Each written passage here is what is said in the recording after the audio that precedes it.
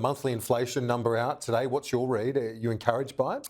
Well, it hasn't come down, Kieran. We're continuing to see well above target inflation. We've seen inflation in the last 18 months, price increases of around 10% now.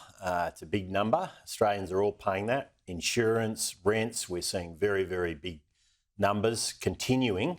And there's no sign of any improvement in the collapse of standard of living that we've seen for Australians in the last 18 months, Kieran. So an 8.6% reduction in the standard of living of the average Australian, that's about $8,000 a year. That's a combination of rising prices, which we saw again in the CPI figures today, 12 interest rate increases, a 27% increase in personal income taxes. And this government is not even close to having a plan to reverse that collapse in living standards. And Australians are having to work out how to deal with it right now. It's a painful process. So you don't share the confidence of some economists who are suggesting this might actually see the RBA cut rates sooner? Well, I'm not going to get into forecasting the RBA, but what I will say is Australians want their standard of living back.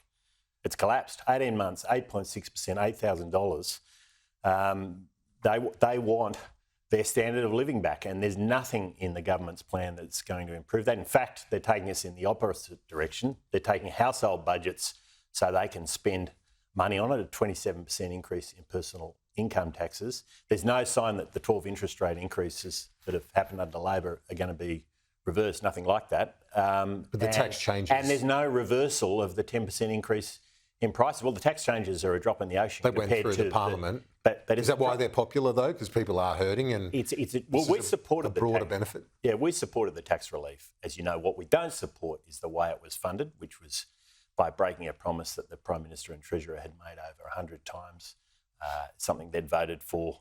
I see the Prime Minister out today fighting Tories. That's what he loves to do. It's all politics for the Prime Minister. Well, he needs to focus on the number one issue, which is the collapse in the standard of living of the average Australian household. He's putting the challenge to you, though, last night, and he held the news conference again. He's been making the case again today. If you're going to take a different tax plan to the election, you've got to explain to people where the cuts are, where the money's coming from.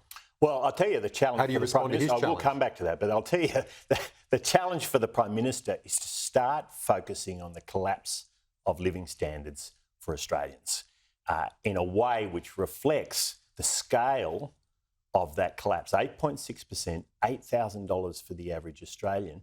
Now, $20,000 or $30,000 for Australians with a mortgage. And this government and this Prime Minister is more interested in fighting the opposition. He needs to focus on the main game here. Now, your question was about policies we'll take to the next election.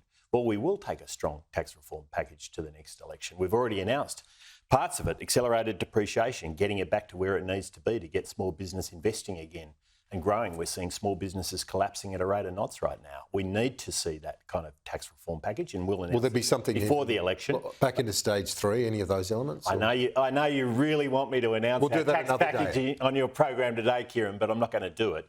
But I am going to say it's an important focus for us. But Labor's taken. Have you landed it yet? Labor's taken internally. You know, Kieran, you will try to ask the question 25 different ways to get me to announce something today, and I'm not going to do it. But I will say that we haven't seen a plan coming forward from Labor that we think even comes close to reversing the collapse of living standards that Australians have seen over the last 18 months. The Prime Minister was distracted all last year with his voice. Now he's focused on just playing politics, and it's unfortunate that that's what he does in his press conference. Some of your colleagues have been raising concern about the plan to remove Section 11 from the RBA Act. That gives Parliament power to override the RBA.